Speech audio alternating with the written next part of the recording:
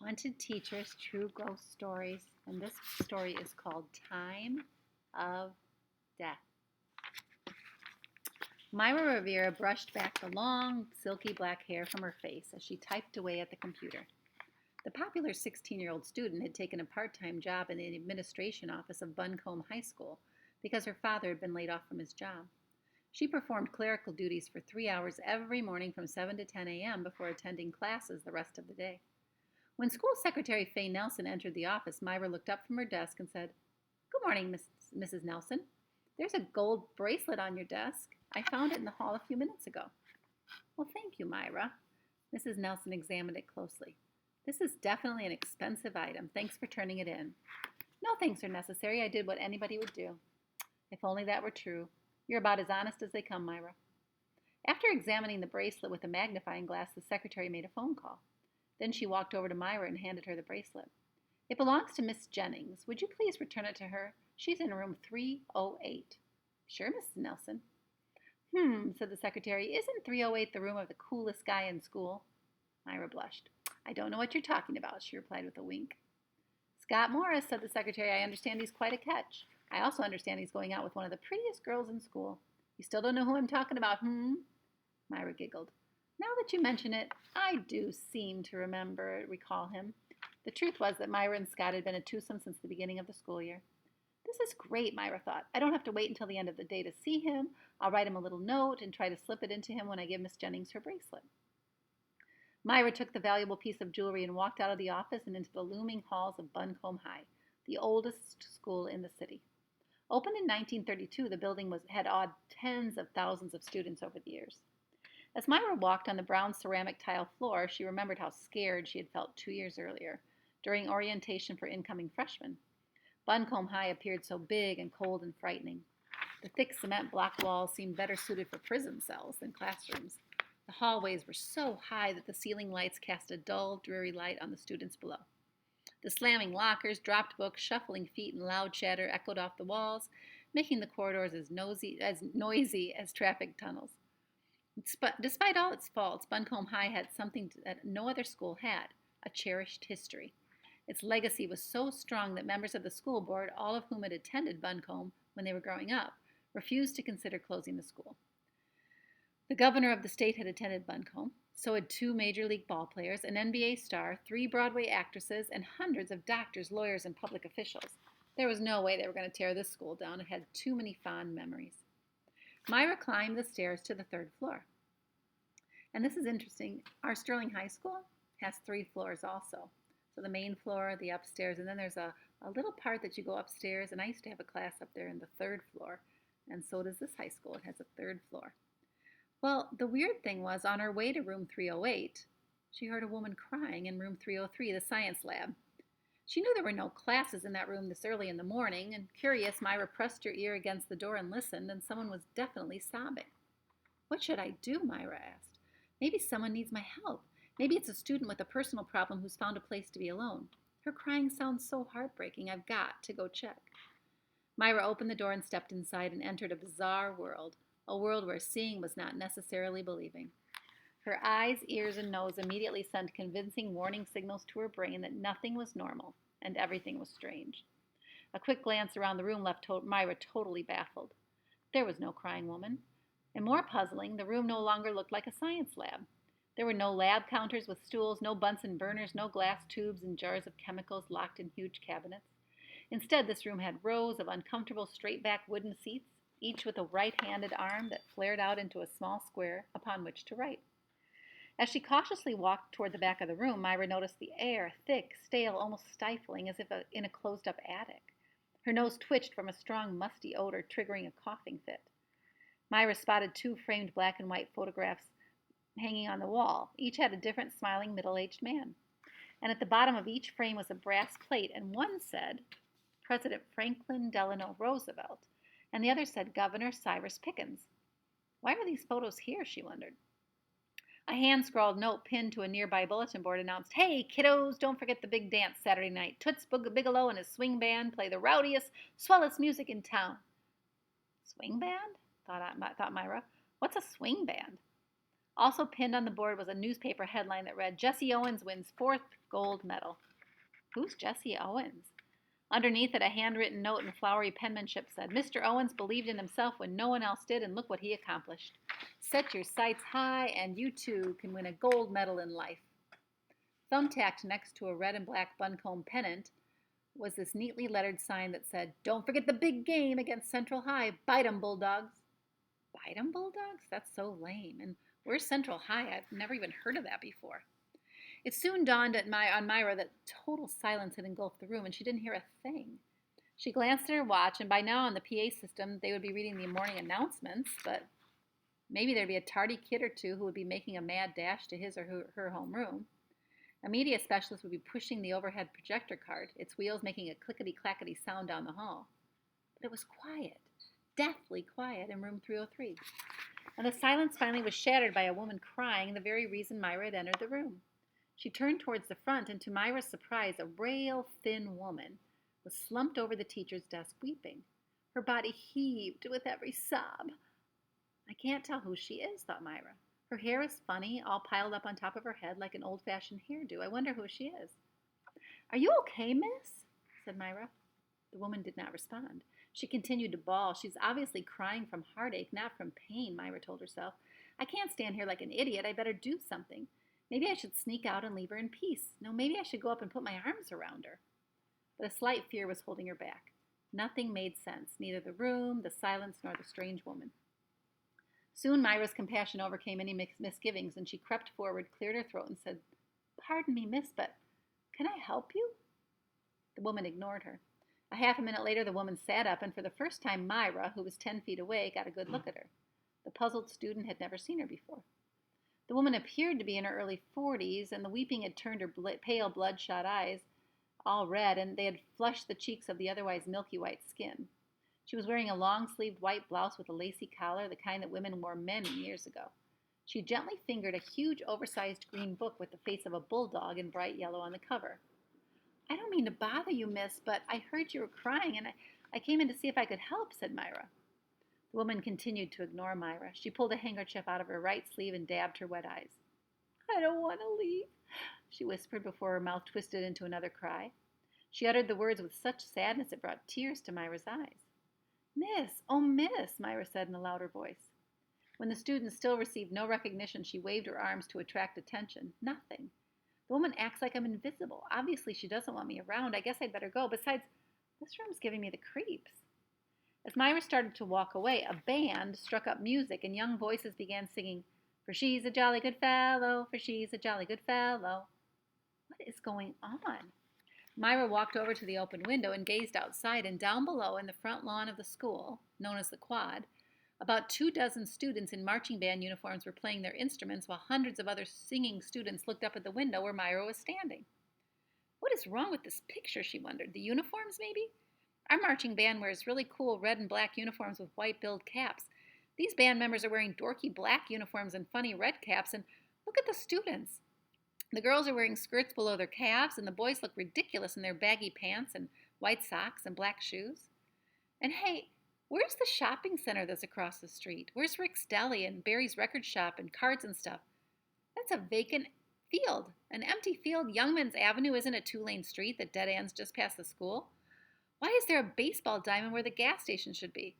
Those cars in the street look so old, like from a gangster movie. Is this a movie set, or is this what it's like when you lose your mind? Myra closed her eyes, hoping that when she opened them, everything would return to normal, that the kids outside would have familiar faces. The shopping center would be the same across the street, and the Youngman Avenue would be a busy four-laner that stretched for miles, and she opened her eyes, but it remained the same weird scene from the past. Nothing makes sense. I don't understand. Now Myra was beginning to panic. Shaking her head, she backed away from the window and then turned around, and the sobbing woman was gone. Miss, where are you? This is too freaky for me. I gotta get out of here. Myra bolted for the door and ran out into the hall. She began walking in a daze, her mind whirring with a million thoughts, none of which came close to explaining what she had just seen. She kept strolling aimlessly in the hall when, she thought, oh my gosh, what if I step back in time? What if I'm trapped in a time warp? I've got to get back to the present. She glanced at her hand and noticed she was holding the bracelet she was supposed to be returning to Miss Jennings. I forgot all about the bracelet. What if I go in her room and it's not the same? If Miss Jennings isn't there, if the class isn't there, if Scott isn't there? Oh no, not Scott. Myra took a deep breath, closed her eyes, and with a quivering hand opened the door to room 308.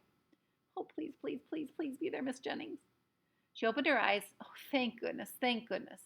Myra leaned against the door jamb and gave a big sigh of relief. Yeah, there's Miss Jennings. Myra scanned the classroom. There's Scott. I'm back in the present. Myra, are you all right? Miss Jennings asked. You look terribly ill. I'm not feeling well, Miss Jennings, replied Myra, trying to calm herself. But I feel a whole lot better than I did a minute ago. Do you need to sit down? Do you need some water? I'm not sure what I need. It's just so shaky. Would you excuse me, please? Somewhat fearfully, Myra walked back to the window and peeked outside, and she smiled because there was Rick and Barry's, and there was the gas station. Myra, why are you looking outside? I just wanted to make sure everything was, I can't tell her the real reason. I thought it was raining. It's not. Several kids in the class began to laugh. Miss Jennings turned to Scott. Scott, why don't you take Myra down to the school nurse? Sure, Miss Jennings, said Scott, popping out of his seat. As he started to lead Myra out of the classroom, she turned to the teacher and said, Oh, I almost forgot. Here's the bracelet you lost. I'm really glad you're here, Miss Jennings. The teacher looked at her oddly and gave a quizzical smile. Thanks, Myra. Now promise me you'll go straight to the clinic. Yes, the clinic, I will. Myra clutched Scott's arm as they walked in the hall, and then she burst into tears. Myra, what is wrong? He asked. You're going to think I'm stark raving mad if I tell you. What's really scary is I really think I'm crazy. Well, tell me anyway. So Myra described the crying woman and the changed science lab and the outside scene from the past. To Scott, the story sounded so ridiculous and so unbelievable he didn't want to hear any more for fear his girlfriend was mentally ill. But he could also tell from the look in her eyes that she was extremely frightened. Am I going crazy, Scott? Why don't we take a look in room 303, okay? I don't want to go back in there. You don't have to, Myra. I'll go. Myra put her ear to the door, wondering if she would hear the crying woman. But there was silence. She moved back until she was pressed against the opposite wall in the hall. Go ahead, Scott. I'll stay out here. Scott hesitated for a brief moment and then flung open the door, and gingerly he stepped inside and looked around, and he walked over to the window and took a glimpse outside and then left the room and closed the door behind him.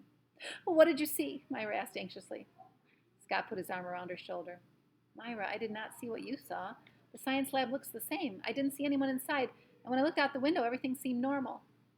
Myra moaned and tears sprang up. See, that proves that I'm crazy. It doesn't prove a thing, Myra. You're far from crazy. You're the most sane person I've ever met in my life. There's an explanation for this. But what is it? Scott answered by shaking his head and shrugging. Scott, you positively, absolutely cannot tell anyone about this. All right, Myra, I won't. What are you going to say to the school nurse? I think I'm going to tell her I'm coming down with the flu. We have to figure this out, Myra. Meet me after class in the school library. We'll launch our own investigation. No matter how hard Myra tried to shove the experience out of her mind, she couldn't. Not an incident this astounding. She was so obviously distracted that teachers in each of her classes asked her, What's the matter? And she'd put on a fake smile and reply, Nothing.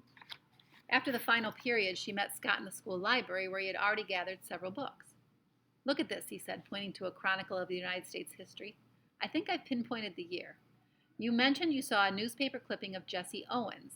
Well, he was a great African-American track star who won 4 gold medals in the 1936 Olympics in Berlin, Germany. He really showed up Adolf Hitler, that Nazi dictator who thought blacks were inferior. Remember Hitler? He was part of the Holocaust. Really bad time. Also, you said there were pictures of Governor Pickens and President Roosevelt. Well, they both held office in 1936. Does that year mean anything to you? Maybe you read about it and it stuck in your mind? A total blank, Scott. That year means nothing to me. Scott pushed another book in front of Myra, and it was a pictorial year-by-year almanac. He flipped the pages to the 1930s. Look at these cars and the way people dressed. Is this what you saw when you looked out the window? Yes, she cried out. Yes, those are the same kinds of cars I saw. And the clothes, Scott, do you think I entered a time warp? That's pretty far-fetched, Myra, but who knows? So who was the woman? And why would students be singing for She's a Jolly Good Fellow? Myra snapped her fingers. The yearbook, of course. And you guys know yearbooks. Like, we have one every year here at school, right? You have a yearbook from 2020. You have a yearbook from 2019. Well, in high school, you have a bigger yearbook, and it tells everything that you did that year. So she soon found the aisle where all the old collection of yearbooks called the Buncombe Barker were shelved. This is it, the 1936 Buncombe Barker, she said. She pulled it out and clutched Scott's arm. This looks exactly like the book the woman was holding when I saw her. It's the same size, The cover was green and had a yellow bulldog on it, just like this. She plopped to the floor with the book on her knee and began flipping slowly through the pages.